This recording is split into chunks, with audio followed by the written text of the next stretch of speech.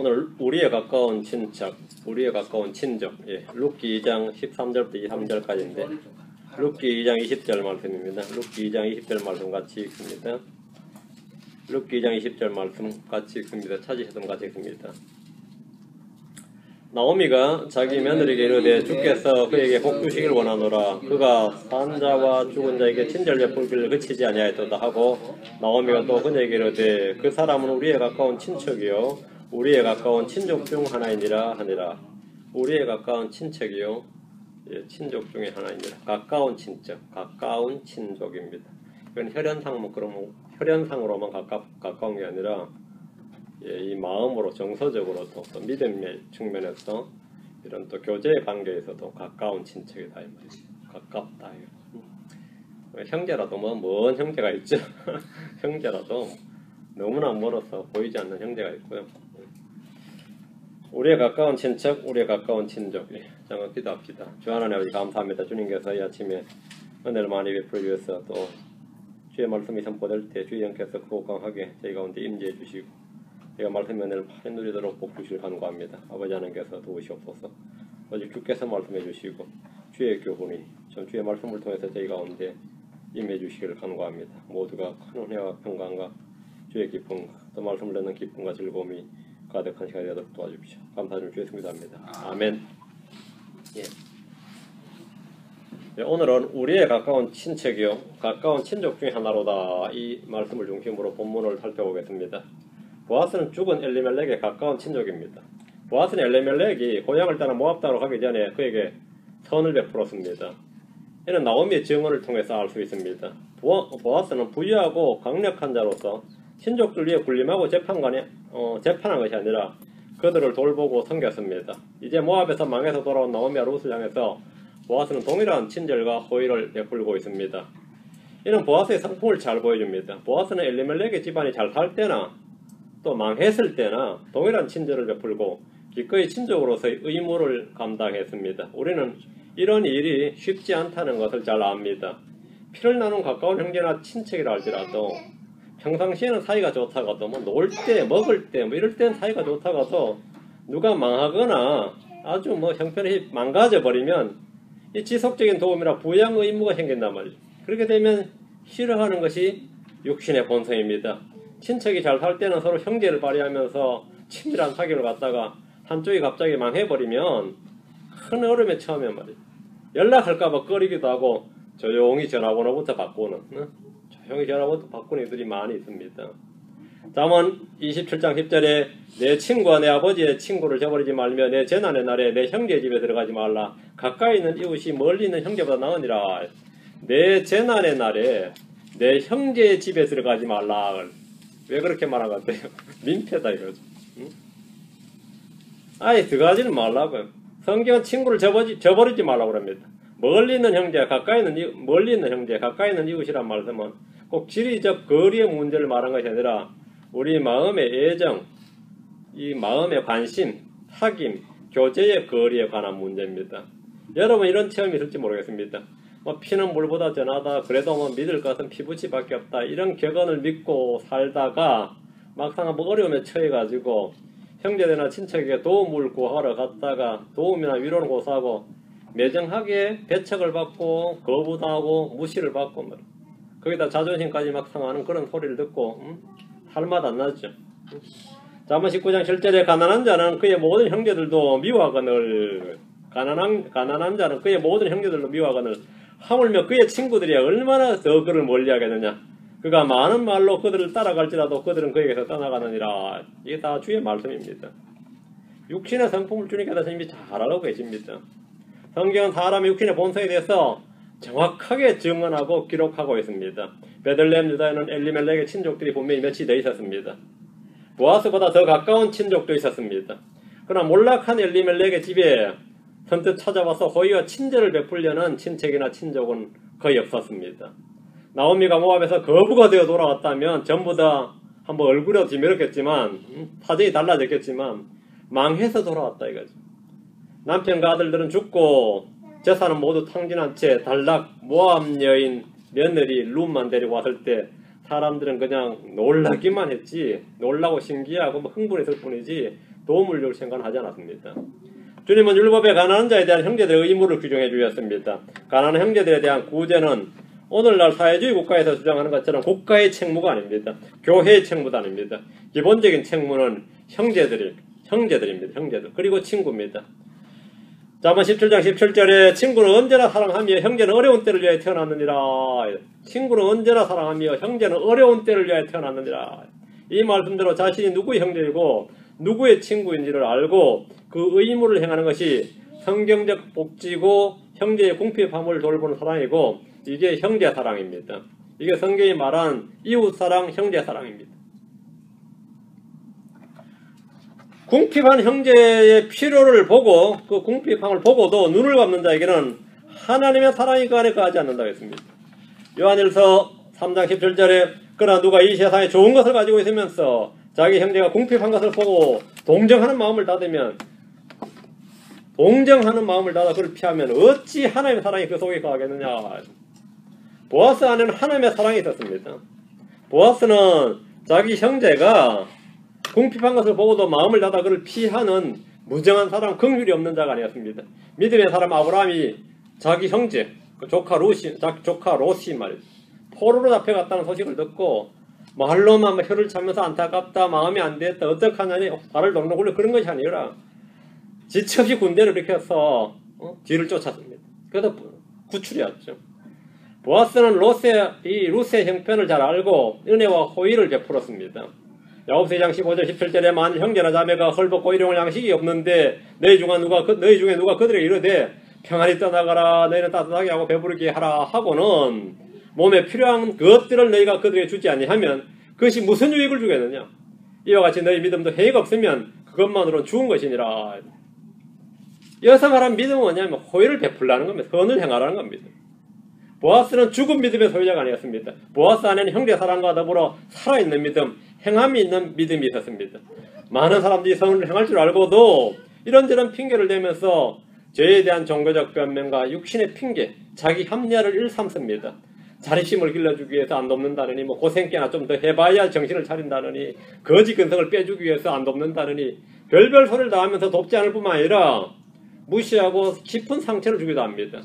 성경은 말하길 야고보 4장 17절에 그러므로 선을 행할 줄 알고 행하지 아니한 자에게는 곧 그에게는 그것이 죄가 되느니라.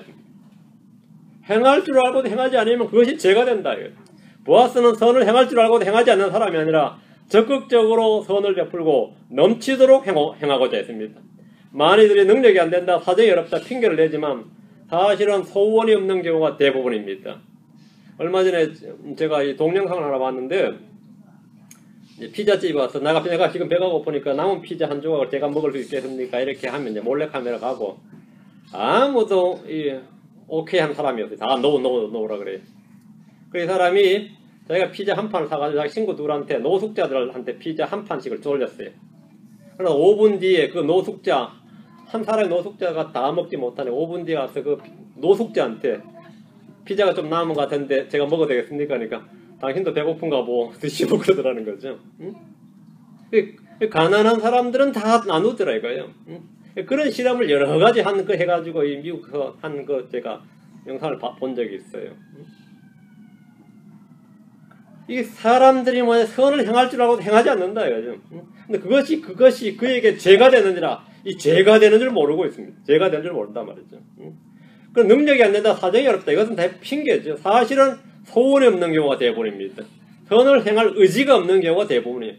우리 예수 그리스도께서는 자신의 피와 죽음을 통해서만 죄인들을 구원할 수 있음을 아시고 그럼 어떻게 해야 될까 이거?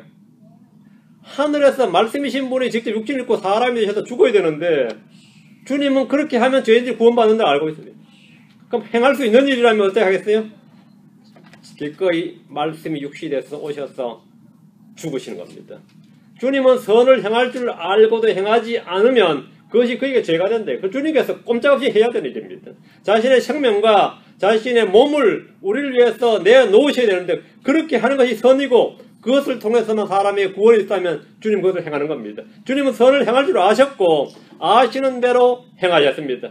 주님은 자신의 죽으심을 통해서 죄인이었던 우리를 향한 하나님의 사랑을 드러내 보이셨습니다. 주님은 결코 가만히 계시지 않으셨습니다. 나오미에게 보아스 외에도 친족이 있었습니다. 그러나 친절을 베푼 이는 보아스 외에 아무도 없었습니다.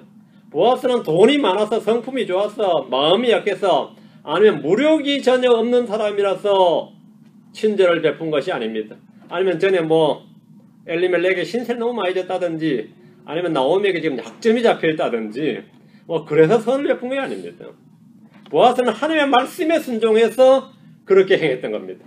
보아스 속에는 형제사랑과 이웃사랑에 대한 주의 말씀이 거하고 있었고 그 속에 선을 향하고자 하는 자발적인 의지와 소원이 있었습니다. 그에게는 하나님의 사랑이 있었습니다. 그래서 그걸 향한 겁니다.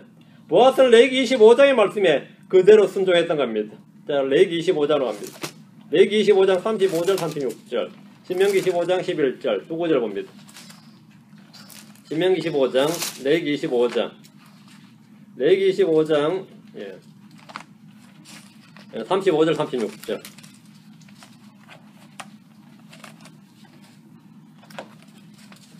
35절 내 형제가 가난하게 되고 너와 함께하며 쇠약하게 되었거든 너는 그를 구제하되 참으로 그가 나그네이거나 머무른 자일지라도 구제하여 너와 함께 살도록 하고 너는 그에게서 이자나 이득을 취하지 말며 오직 내 하나님을 두려워하여 내 형제가 너와 함께 살도록 하라.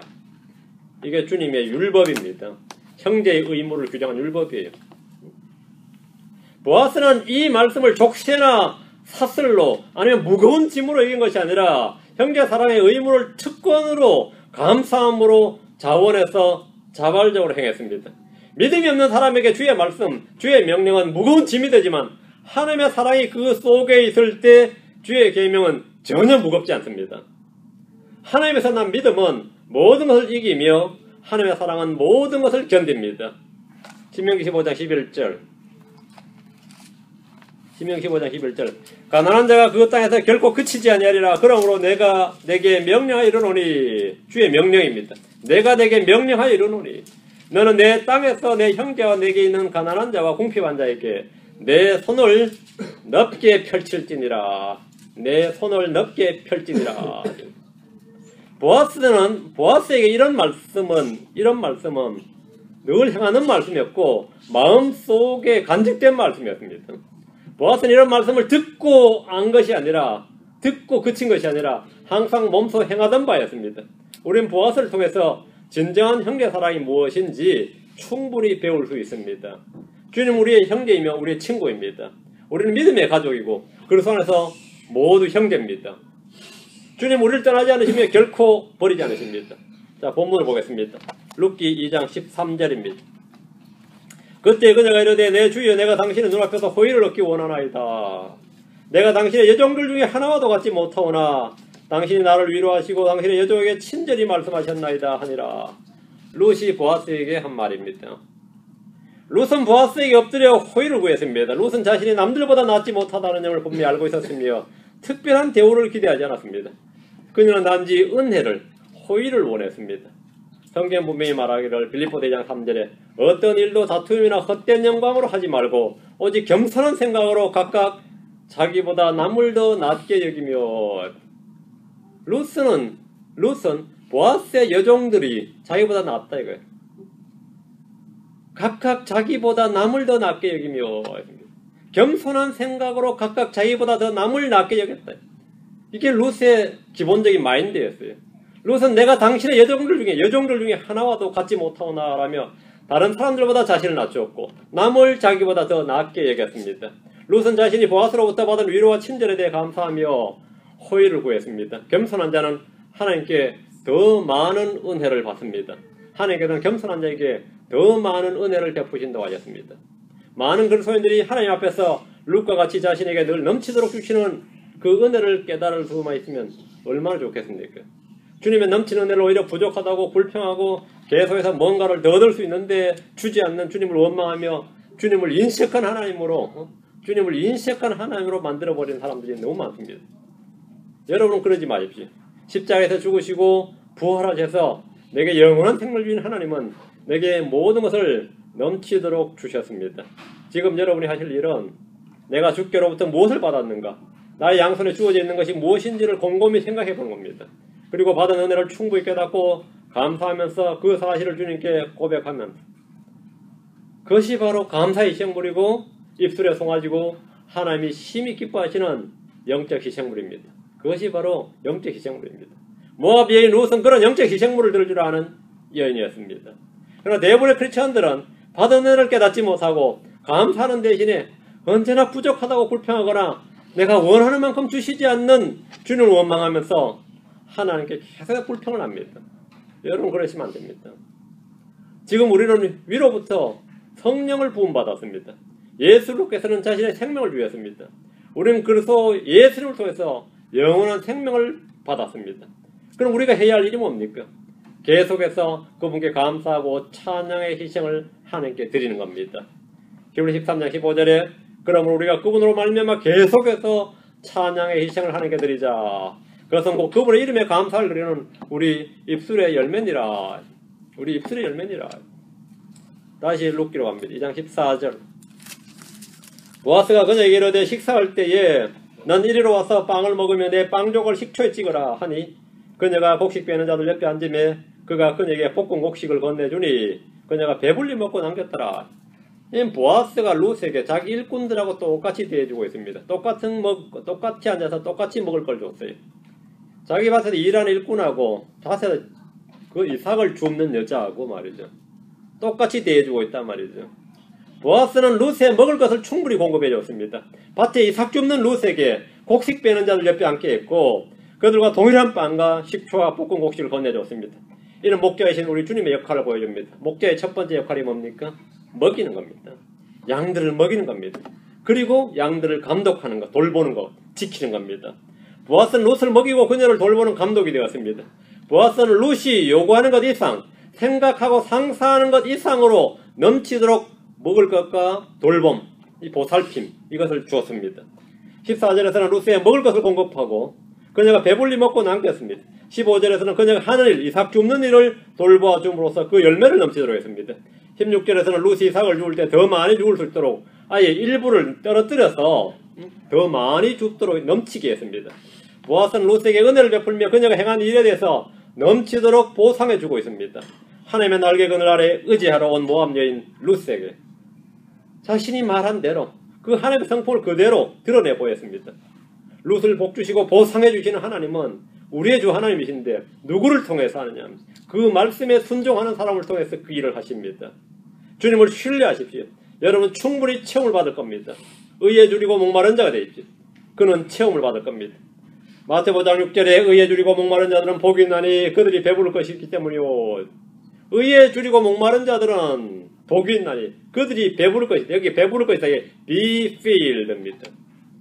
체험을 받을 것이요. 체험을 받을 것이요. 누가복음 6장 21절에 지금 굶주린 너희는 복이 있나니 너희가 배울 것이기 때문이요. 지금 슬피 우는 너희는 복이 있나니 너희가 웃을 것이기 때문이라. 주님은 우리의 잔을 넘치게 하는 분입니다. 룻과 같이 주를 찾고 그분을 신뢰하는 성도들이 되십시오. 날마다 성령으로 은혜로 평강과 기쁨으로 가득 체험을 받을 겁니다. 여러분 스스로 내가 체험을 받는다. 내가 체험을 받았다. 내가 지금 넘친다. 은혜가 넘친다. 이렇게 증언할 수 있습니다. 자, 15절 16절 룻기 2장 다시 본문으로 갑니다. 15절 16절 그녀가 이삭을 주우러 일어날 때에 보아스가 자기 청년들에게 명령하여 이르되 그녀가 곡식단 사이에서 줄을 줍게 하고 그녀를 책망하지 말라. 또 그녀를 위해 손에 쥔 것에서 의도적으로 얼마를 떨어뜨려 그것들을 남겨두고 그녀가 죽게 하며 그녀를 꾸짖지 말라니라. 보아스는 룻이 밭에서 이삭을 주울 때 자유롭게 일을 할 수 있도록 해주었습니다. 룻이 일꾼들의 마음을 녹이기 위해서 설득하거나 웃음을 팔거나 뇌물을 바친 것이 아닙니다. 아양을 떤 것도 아니고요. 룻이 그날 운이 좋았던 것이 아닙니다. 룻이 밭에서 자유롭게 이삭을 줍고 마음껏 일할 수 있도록 은혜를 베푼 것은 주인 보아스였습니다. 우리는 일이 잘 풀리고 형통할 때 우리가 수고한 것들이 우리가 생각한 것 이상으로 열매를 맺을 때 그렇게 열매를 거둘 때 그것이 우연이나 운이 좋아서 그런 것이 아닙니다. 우리가 수고한 것에 충분한 열매를 맺을 때 우리가 충분한 수확을 얻을 때 그것은 주님이 베푸신 은혜임을 잘 압니다. 바울은 고백하기를 고린도서 15장 10절에 하나님의 은혜로 내가 지금의 내가 되었으니 내게 베푸신 그분의 은혜가 헛되지 아니하여 내가 그들 모두보다 더 많이 수고하였으나 내가 아니요 오직 나와 함께 하신 하나님의 은혜로다. 오직 나와 함께 하신 하나님의 은혜로 더 많이 쓰고 있고 그 열매를 거둔 겁니다. 우리가 행한 일에 대해서 받는 보상, 넘치는 열매가 있을 때 그 일이 주님의 은혜임을 고백합니다. 하나님께서 보아스를 통해서 룻에게 공급했듯이 우리에게는 예수 그리스도를 통해서 필요한 모든 것을 공급하십니다. 빌립보 4장 19절에 오직 내 하나님께서 그래서 예수님을 통해 영광 가운데서 자신의 부유하심에 따라 너희의 모든 필요를 공급하시리라. 하나님은 모든 필요의 공급자십니다. 그것이 빵이든 물이든 힘이든 위로든 도움이든 인내든 오래 참음이든 절제든 때로 고난이든 무엇이든 우리에게 필요한 것을 주님은 공급하십니다. 이것이 하나님의 공급하시는 은혜입니다. 고린도서 9장 8절에 하나님께서 너희 모든 은혜를 너희에게 넘치게 하시나니 이것은 너희가 항상 모든 일에서 모든 것이 넉넉하여 모든 선한 일을 풍성히 하게 하려 하심이니라. 주님께서 은혜를 베푸신 것은 더 많이 일할 수 있도록 하기 위해서입니다. 더 풍성하게 일할 수 있도록 하기 위해서. 룻이 할 일이 없는 건 언제 할 일이 없겠습니까? 물론 게을러서 일하는 것 그건 어쩔 수 없지만 일할 게 없으면 일을 못하는 겁니다. 일을 더 할 수 있도록 하기 위해서 일거리를 더 주는 거죠. 열매를 더 주면 사람 더 일 더 많이 하죠. 더 많이 수고하게 됩니다. 더 많이 일하고 더 열심히 일할 수 있도록 계속 공급해 주신 겁니다. 모든 일에서 모든 것이 넉넉하여 모든 선한 일을 풍성히 하게 하려 하심이니라.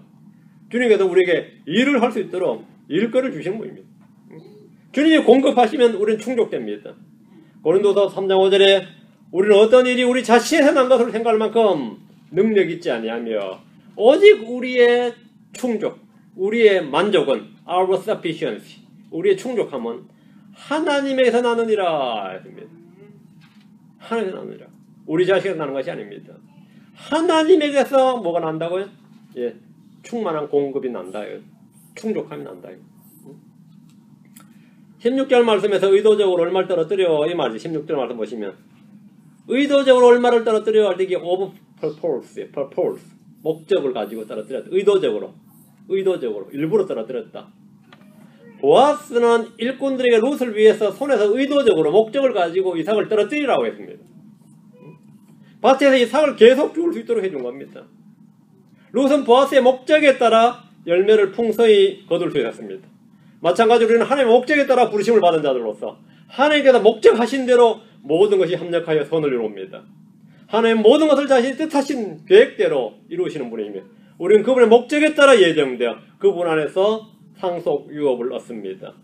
로마서 8장 28절에 우리가 알거니와 하나님을 사랑하는 자들 곧 그분의 목적에 따라 부르심을 받은 자들에게는 모든 것이 합력하여 선을 이루느니라. 에베소서 1장 11절에 모든 것을 자신의 뜻하신 계획대로 이루시는 분의 목적에 따라 우리가 예정되어 그분 안에서 상속유업을 얻었으니 상속유업을 얻었다. 상속유업을 얻었다. 17절입니다. 룻기 2장 17절.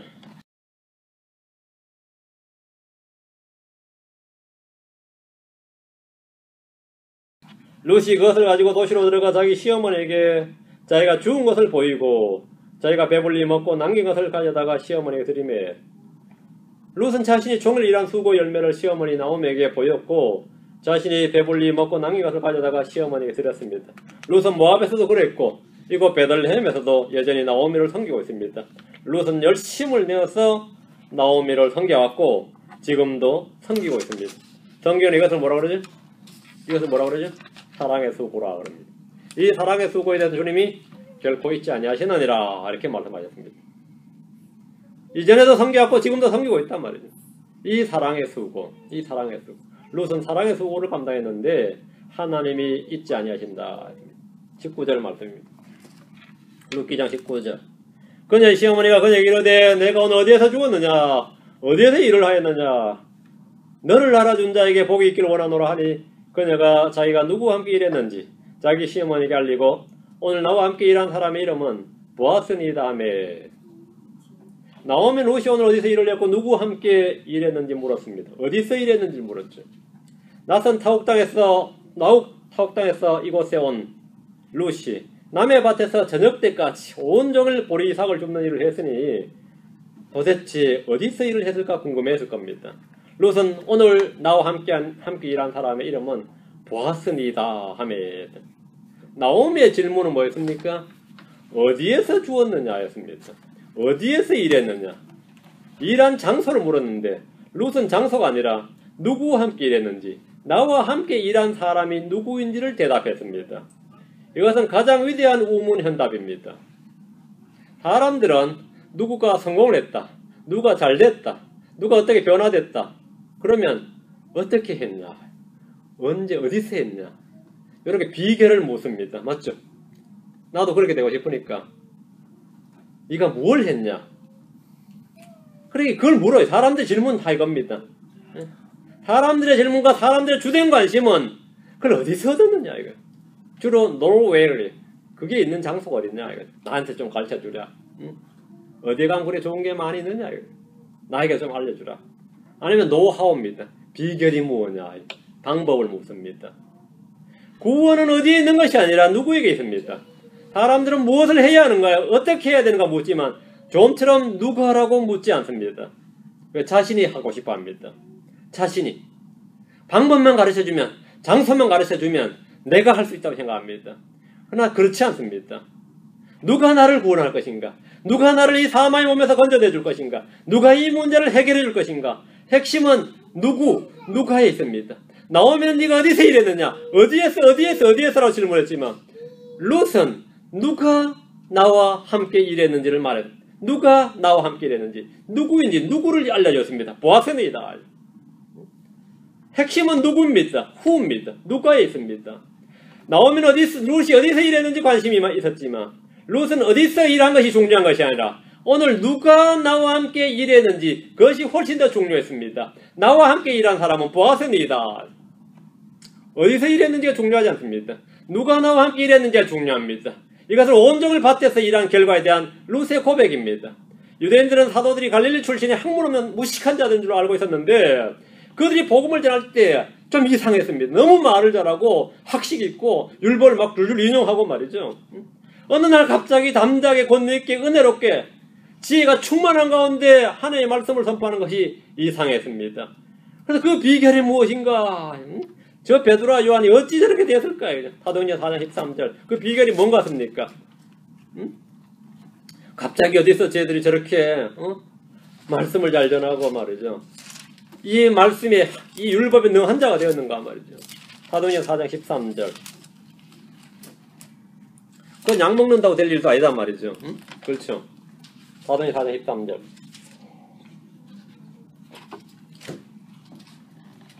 이제 저들이 베드로와 요한의 담대함을 보고 그들이 학문 없는 무식한 사람들인 줄로 알았으므로 이건 맞는 말이에요. 이건 뭐 틀린 말 아닙니다. 평생 어부였고 학문 없는 사람들이었습니다. 이 상이 여기며 또 그들에 대해 즉 그들이 전에 예수님과 함께 있던 것을 알게 되고 그들이 전에 예수님과 함께 있던 것을 알게 되고 이겁니다. 다른 거 없습니다. 이거예요. 베드로와 요한이 담대히 하나님의 말씀을 전할 수 있게 된 지금 전할 수 있는 능력, 그 지혜는 어디서 온 거라고요? 그가 누구와 함께 있었다 이거. 누구와 함께 있었느냐 이거. 누구와 함께 있었느냐. D.L. 무디라는 사람이 미국에서 왔을 때 근대에서는 제일 유명한 부흥사입니다. 그 양반 설교 듣고 구원받았다고 간증한 사람 한 200만 명 됩니다. 그 무디 집회에 가서 구원받았다는 사람이 한 200만 정도 된다 그래요. 무디 엄청나죠? 무디도 이제 영국에 가서 스펄전도 만나고 그 당시에 조지 뮬러도 만나고 그랬어요. 스펄전은 하도 설교를 잘하니까 무디는 말을 잘 못했어요. 말만 하도 버벅대고 뭐 문법적으로 말이 틀리고 뭐 그것도 내용도 틀려가지고 뭐 아브라함이 아버지 이삭 이런 소리도 해대고 말이죠. 그 듣는 사람 막 깜짝깜짝 놀라게 하고 뭐 이런 사람이었어요. 설교 한 편 하면 한 200번 정도 뭐 문법이 틀렸다 그러고 그 사람 초등학교도 제대로 못 나온 사람이었습니다. 근데 그분이 하여튼 설교를 하면 어쨌든 뭐 엄청나게 회심자가 많았어요. 회심자가 엄청나게 많았어요. 그 스펄전이 대체 설교하면 스펄전이 제일 잘해가지고 스펄전 설교하는 거 좀 배우고 싶어가지고 스펄전도 만나고 뭐 본다고 배우는 건 아니죠.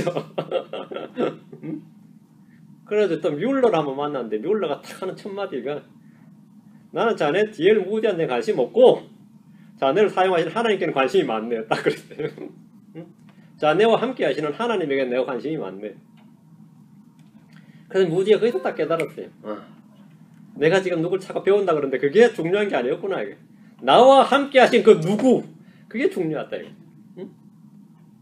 사람들은 방법을 찾아요. 뭐 비결 찾고 어떻게 하면 어떻게 해도 안 되면 가르쳐 준다고 될지 않아요. 그게 가르쳐 준다고 될 일이 아니라고요. 그게 가르쳐 준다고 될 일이면 다 교육으로 다 되면 얼마나 좋겠어요. 근데 교육으로 다 되지 않습니다. 누구와 함께 있었냐 이거죠. 누구와 함께 있었냐. 그들이 전에 예수님과 함께 있던 것을 알게 되고 이것이 그들이 권능 있는 삶, 성령 충만한 삶, 새사로 변화된 유일한 해답. 그들의 질문에 대한 유일한 답입니다. 베드로와 요한이 복음을 전하는 사도요, 말씀 선포와 지혜와 권능을 소유한 그런 사람이 된 것은 그들이 예수님과 함께 있었다. 그들이 전에 예수님과 함께 있었다. 그 외에는 해석이 안 됩니다. 그 외에는 답이 없어요. 룻이 밭에서 열매를 한 해마나 거둘 수 있었던 것은 시각을 잘 택하고 장소를 잘 골라서 그것도 줍는 데 어떤 노하우가 있어가지고 말이죠. 이 여자가 또 그쪽은 아주 귀재라고 타고났다. 이삭 줍는 데는 타고났다. 모압에서 원래 이 전직이 이삭 줍는 여자였어요. 이게 아니란 말이죠. 이삭 줍는 노련한 방법이 있어서가 아닙니다. 룻이 풍성한 열매를 거둔 것은 보아스가 함께 있었기 때문입니다. 룻이 풍성한 열매를 거두었던 것은 장소를 잘 택해서가 아니고 시기를 잘 택해서도 아니고 요령이 좋아서도 아니고 말이죠. 인품이 탁월해서도 아니고 딱 하나입니다. 보아스가 은혜를 베풀었기 때문입니다. 다른 이유가 없습니다. 보아스가 은혜를 베풀었기 때문입니다. 룻은 고백하기를 오늘 나와 함께 일한 사람 이름은 보아스니다. 이겁니다. 그래가지고 맨날 저한테 목회자들, 내 친구들 마찬가지고 지금은 몇 명입니까? 자주 뭐라죠? 우리 교회 숫자. 내가 뭐 언제든지 사람 모으려면 확 모이지. 내가 그러면은 내 말은 그거 말이에요. 모이려면 한 번에 모인다고. 모이려면 하나님 함께 하시면 그래요. 하나님 함께 하시면. 근데 그거 아니면 참 전화기 붙들고 말이죠. 맨날 신방 가고 말이야 붙들어 놓고 교회 붙들어 놔도 안 됩니다. 마음 떠난 사람 몸 잡아 놔 보세요. 그것만큼 괴로울 일은 나도 괴롭고 그 사람도 괴로워요. 안 그래요? 그냥 편안하게 가게 놔두는 게 좋지. 이미 마음 떠난 사람만 몸 붙들려고 말이죠. 뭐 그래가지고 물론 되돌릴 수도 있겠죠. 그래서 어떻게 하라고.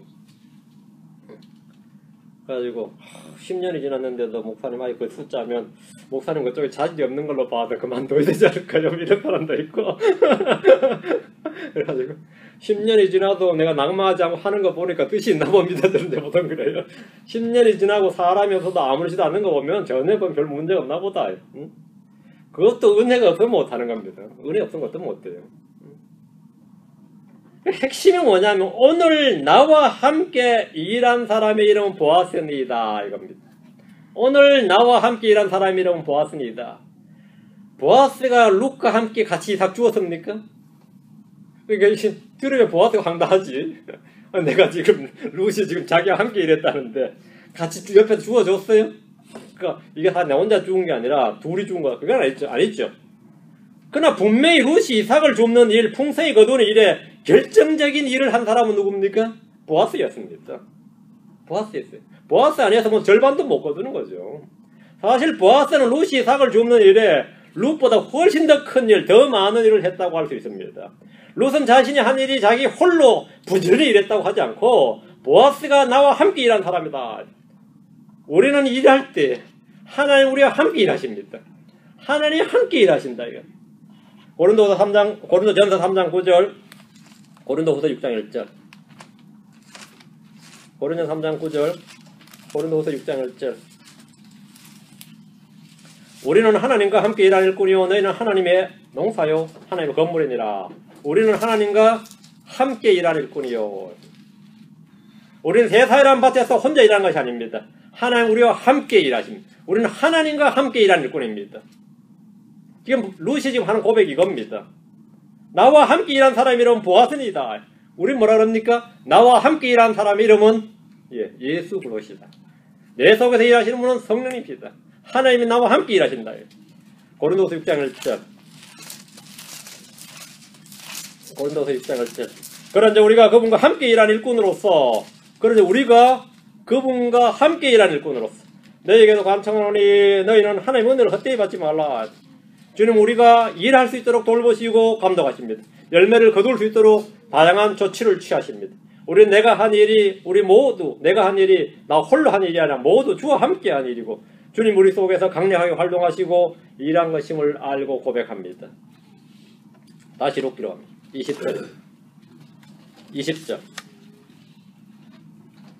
나오미가 자기 며느리에게 이르되 주께서 그에게 복 주시길 원하노라. 그가 산자와 죽은 자에게 친절 베풀기를 그치지 아니하였도다 하고 나오미가 그에게 이르되 그 사람 우리의 가까운 친척이요 우리의 가까운 친족 중 하나이니라 하니라. 이제 루스에게 보아스가 누구인지를 알려주는 겁니다. 보아스가 누구인지를 알려준다.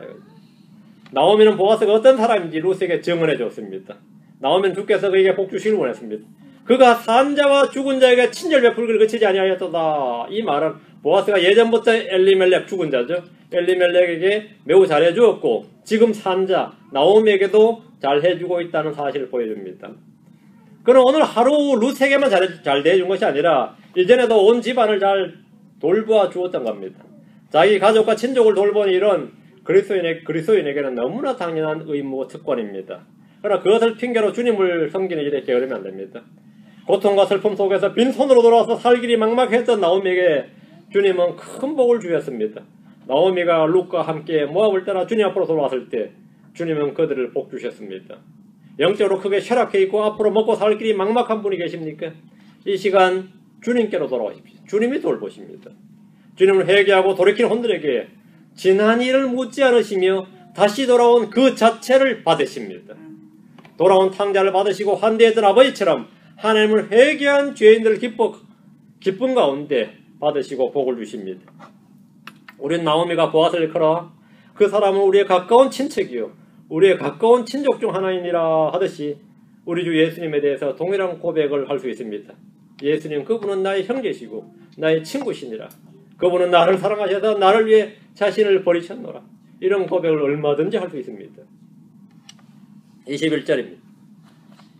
모압 여인 룻이 그가 또 내게 말하기를 내 청년들이 내 모든 수확물을 거둘 때까지 너는 그들 옆에 바짝 붙어 있으라 하더이다 하며 보아스가 이렇게 말했다 이거야. 룻에게 보아스는 룻에게 수확물을 거둘 수 있는 기회와 환경을 제공해 줬습니다. 내 청년들이 모든 수확물을 거둘 때까지 룻은 보아스의 밭에서 모든 수확물을 다 거둘 때까지 그들 가운데서 일할 수 있었습니다. 보아스는 룻이 어디서 머물러야 하는지 어디서 일해야 하는지 정해주고 알려줬습니다. 하나님 우리가 어디에 머물러야 되는지 어디에 거해야 되는지 어디에서 일해야 되는지 알려주십니다. 너는 그들 옆에 바싹 붙어있으라. 보아스는 청년들에게 룻을 책망하지 말고 일부러 이삭을 떨어뜨리도록 지시해 두었습니다. 보아스가 하는 말은 모두 룻을 위한 것입니다. 하나님께서 우리에게 어떤 지시를 내릴 때 그것은 우리의 복과 행복을 위한 일입니다. 22절 나오미가 자기 며느리 룻에게 이르되 내 딸아 내가 그의 소녀들과 함께 나감으로써 그들이 다른 밭에서 너를 만나지 아니하게 하는 것이 좋으니라 하니 나오미는 이미 룻을 향한 보아스의 친절과 호의를 충분히 깨닫고 룻에게 다른 밭으로 가지 말도록 권했습니다. 나오미는 이미 하나님 주신 땅을 버리고 모압으로 떠났던 경험이 있습니다. 그녀는 실패를 통해 배움을 얻었습니다. 나오미는 룻이 다른 밭에서 보아스를 만나지 않는 것이 좋다고 합니다. 여러분 자신이 어디에서 꾸준히 거해야 하는지 알고 있습니까? 내가 거해야 하는 것. 우리는 하나님의 은혜 안에 거해야 됩니다. 우리는 하나님의 말씀 안에 꾸준히 거해야 됩니다. 우리는 하나님의 사랑 안에 거해야 됩니다. 주님께서 너희는 내 안에 거하라 이렇게 말씀하셨습니다. 다른 곳으로 가지 마십시오. 그분에게 밀착해야 됩니다. 바싹 붙어 있어라요. 23절입니다. 23절. 여러분이 같은 믿음의 형제들 가운데 바싹 붙어 있어야지 혼자 떠돌아다니지 말란 말입니다. 바싹 붙어 있으라. 너는 그들 옆에 바싹 붙어 있으라. 나는 오직 홀로 독야청정 뭐 신앙생활 하겠다. 이게 그러다 보면 독거노인 되는 겁니다. 크리스천들 중에도 그런 불황자들 수두룩해요. 크리스천 불황자들, 크리스천 집시들만큼 황당한 인간은 또 없어요. 성경 좀 안다면서 말이죠. 어디도 올리질 못해. 왜? 섬기고자 하는 마음이 없으니까. 이기심으로 충만한 사람이 어디 가든 이거 내 마음에 안 드는 교회다 그러고 이거 뭐 내 뭐가 안 돼, 뭐가 안 맞고 뭐가 안 맞고. 요런 요 크리스천 불황자들 말이죠. 요 집시들 요런 사람들 말이죠. 응? 정말 민폐돌이들이지 실제로. 그러지 말라고. 그들이 다른 밭에서 너를 만나지 아니하게 하는 것이 좋은 일이라. 말씀 침례교 다니는 사람이 다른 교회 가서 껍적껍적 대지 말고 나를 다른 교회에서 만나지 않도록 하세요. 알았죠? 나를 다른 교회에서 만나지 않도록. 알았죠? 예. 자, 23절입니다. 그 다른 곳으로 가지 말라고요. 23절입니다. 이에 그녀가 보아스의 소녀들 옆에 바싹 붙어 있으며, 루신 역시 뭐 말씀대로 잘하죠. 바싹 붙어 있으며 보리수확과 밀수확을 끝마칠 때까지 이삭을 줍고 자기 시어머니 함께가 아니라. 보리수확은 4월 중순경에서 5월 초순까지고요. 밀수확은 6월 중순에서 7월 초순까지 이어지므로 룻은 보아스의 밭에서 장장 몇 달? 예. 4월 중순에서 7월 초순까지 4월 중순에서 7월 초순까지 이삭 줍기를 했습니다. 중간에 잠깐 텀이 있었지만 룻이 매일 한 에바씩 거두었다면 한 에바가 얼마냐 그러면 한 말 2대 정도 됩니다. 한 에바가 한 말 2대 정도 돼요. 그러면은 매일 그 정도 주었으면 그것도 알곡으로요. 그러면 룻의 집은 양식이 차고도 넘칠 겁니다. 엄청난 양입니다. 엄청난 양이에요. 보아스가 룻에게 베푼 은혜는 우리 주님께서 우리에게 베푸신 은혜의 모형입니다. 주님께서 룻에게 복을 주셨다면 하나님의 자녀들은 우리에게 훨씬 더 큰 복을 준비해 두셨을 것이라 믿음은 특히 당연하고도 상식적인 겁니다. 주님은 모든 것이 풍족하셔서 자녀들에게 더 풍성하게 넘치도록 주시는 것을 기뻐하시는 분입니다. 하나님은 인색하지 않습니다. 하나님은 구하는 자에게 주십니다. 그저께 한 분이 그러더라고요. 하나님 내가 복음만 전하면 보너스를 주신다고 그러더라고요. 그래가지고 내가 계속 전하라고 그러세요. 내가 복음만 전하면 보너스를 주신다. 자기는 그걸 지금 몇 년째 체험을 한다는 거예요. 다른 데서 함부로 이야기하지 말고 그렇지 못한 사람도 많으니까 혼자만의 체험으로 가지고 있어야지. 다른 사람 시험들 나는 왜 안 줘? 그럼 다른 사람들 시험 드니까 나한테만 이야기하고 다른 사람한테 함부로 말하지 말고 계속 전하시라고. 계속 전하시라고. 훌륭하신 분이죠. 그러면서 자기가 받은 보너스 중에서 100불을 나한테 딱 주는 거야. 야, 나도 어제 복음 전했어. 오늘 주시는구나 하고 받았어요. 나는 어제 전했는데 하고 내가 기꺼이 받았어요. 앞으로도 계속 전하라고. 하나님께서 풍족하신 분입니다. 더 풍성하게 넘치도록 주시는 걸 기뻐하시는 분입니다. 하나님은 구하는 자에게 주십니다. 그럼 믿음을 구하라고요. 하나님은 필요한 자에게 주십니다. 필요를 구하라고요. 모든 필요를 채우심을 믿고 구하십시오. 믿는 자에게 복이 있는 날입니다. 내 믿는 대로 될지어니라. 구하는 자에게 주시고 필요한 자에게 주신다면 이건 바로 나를 위한 말씀이로다. 이것이 그렇다면 바로 나를 위한 말씀이로다. 이거예요. 나를 위한. 하나님은 부족한 자에게 주신대. 꾸짖지 않으시고 풍성히 주신다 했습니다.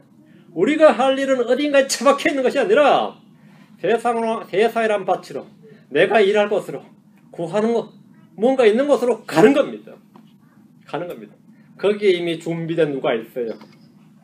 나는 그 준비된 사람을 몰라도 그는 나를 알아요. 저 지금 일하러 온 저놈이 누구냐 그러면 별 볼 일 없는 놈입니다. 그러면 그래도 잘 대해줘라. 이런 대화가 마쿠에서 막 오고 가요. 마쿠에서. 걱정하지 말고 나가요. 헌들을 구하러 나가면 왔습니다. 양식을 얻으러 나가면 양식을 얻어요. 성경을 펴서 보화를 찾듯이 여기서 진리를 찾으면 진리를 얻습니다. 지혜를 구하면 지혜를 얻고 힘을 구하면 힘을 얻습니다. 이것이 하나님의 약속이고 말씀입니다. 우리는 아무것도 아니지만 루카같이 엎드려서 호의를 구하면 은혜를 얻습니다. 이것이 하나님의 약속이고 말씀입니다. 사람들은 어때요? 못 얻죠. 어디서 자꾸 비비대냐 그러잖아요. 어디서 자꾸 비비대냐. 하나님께 구하면 얻습니다. 모두 힘을 내서 일어나십시오. 두려워하지 말고 주저하지 말고 담대하게 낯짝에 철판을 깐다는 마음으로 하나님의 은혜의 왕자 앞으로 나아가서 구하는 겁니다. 그럼 여러분이 구하는 것 이상으로 생각하는 것 이상으로 상상하는 것 이상으로 주십니다. 그럼 남들이 그럽니다. 어디서 구했냐 그러면 어디서 구했다 말하지 말고 나와 함께 하시는 하나님이십니다. 이렇게 나와 함께 일하시는 분은 주 예수 그러십니다. 이렇게 말하면 여러분 그것이 바로 간증 있는 삶입니다. 그것이 바로 나도 이제 간증을 하는구나 그래요. 그렇다고 간증 장사는 하지 말고요. 나도 증언을 가진 사람이 되는 겁니다. 기도합시다. 여러분 한 번 더 들으시고 은혜를 더 많이 받으셨으면 좋겠습니다. 기도합시다. 위대하시고 거룩한 주 하나님 감사합니다. 은혜를 많이 베푸셔서 저희로 하여금 선한 간증이 늘 넘치게 해주십시오.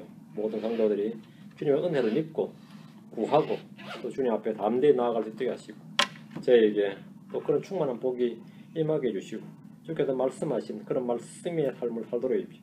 때로는 저희가 루카같이 구하고 때로는 보아서같이 베풀 수 있도록 해주십시오. 감사드리며 주의 성기도합니다. 아멘.